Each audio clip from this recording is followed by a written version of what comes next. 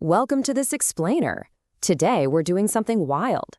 We're taking a documentary look at humanity's most breathtaking radical speciation into a highly specialized lineage known as Homo verdantis. We aren't just talking about a change in fashion or some shift in cultural vibes here. No, we are looking at a permanent evolutionary branch driven by entirely different survival pressures over a massive timescale. Here's the roadmap for today.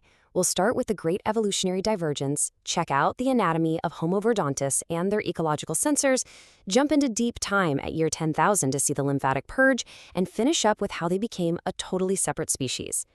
All right, Section 1, the Great Evolutionary Divergence. Let's see how this all kicked off. So, to really understand our descendants, we have to witness the exact moment humanity shattered into two totally different survival paradigms.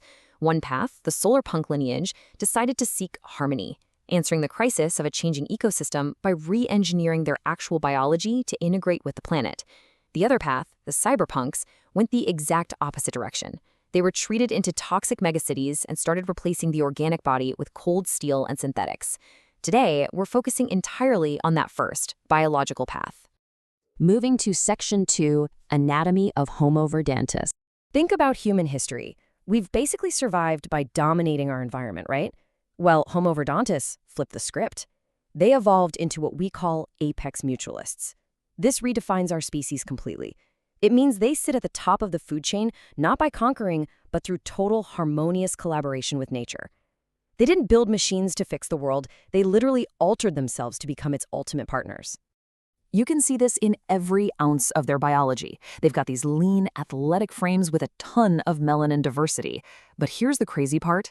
Their skin is actually integrated with symbiotic microalgae or modified chloroplasts. It gives them this incredible iridescent olive or emerald undertone. Internally, it's just as wild. They have hyper-efficient, zero-waste digestive systems. I mean, literally zero waste. And their metabolisms actually shift with the seasons, dropping into a dormant, energy-saving state during those dark winter months. One of our sources described them as walking statues of organic grace. And honestly, that hits the nail on the head. They aren't fighting the natural world. They are a seamless, breathing extension of it. Okay, Section 3, Walking Ecological Sensors. Let's look at how they actually perceive the world.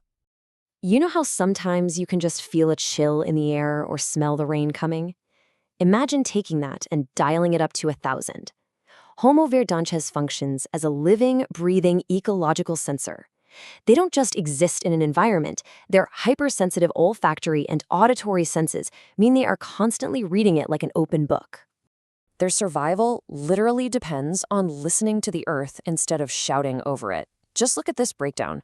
With their hearing, they can pick up subtle shifts in atmospheric pressure to predict weather changes long before they happen. And their sense of smell, it's so advanced they can detect minute changes in soil health and even pick up on airborne plant pheromones. They're basically communicating with the forest just by breathing the air. Which brings us to Section 4, Deep Time, specifically year 10,000. So what happens when you leave this kind of intense evolutionary pressure cooker alone for 100 centuries?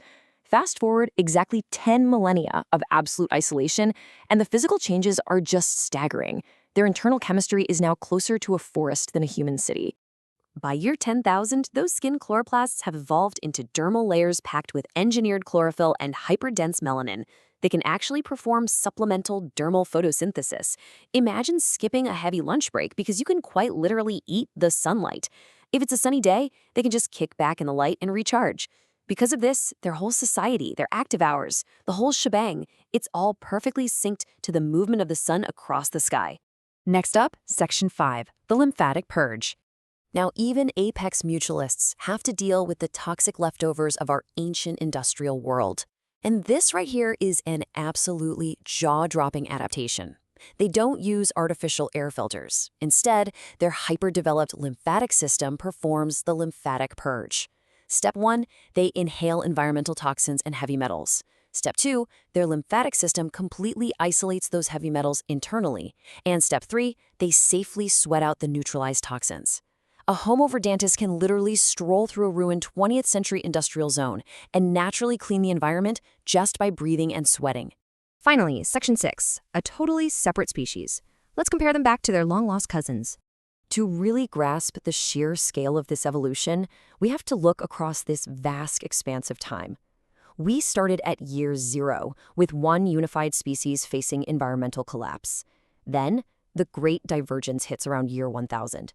After 10 millennia of total isolation, these two lineages, Homo verdantis and Homo technologicus, are so profoundly incompatible, they wouldn't even recognize each other as relatives. Just look at what happened to the cyberpunk lineage in that exact same 10,000-year window. While solarpunks became the forest, cyberpunks became the machine. Their biology treats cybernetics the way a turtle treats its shell. They evolved techno-organic hearts, pumping blood through synthetic microconduits. Their vocal cords basically atrophied, swapped out for silent, high-bandwidth data bursts directly into neural pathways. Even their ears flattened against their skulls because acoustic sound just became obsolete. Because they evolved under completely opposite pressures, their immune systems are completely incompatible now. A solarpunk would suffocate in a cybercity, and a cyberpunk just doesn't have the biological toolkit to survive the unshielded wild. If they met today at year 10,000, it would be pretty jarring. To the solarpunk just looks like a wild, unrefined animal. But to the cyberpunk looks like an animated, toxic corpse. We've seen the unbelievable biological marvels of Homo verdantis, a species that chose to merge with nature rather than conquer it. So I'll leave you with this final provocative thought for our explainer today. If the Great Divergence happened tomorrow, and humanity had to permanently split its evolutionary destiny, which path would you choose? Biological harmony or synthetic resilience? Think about it.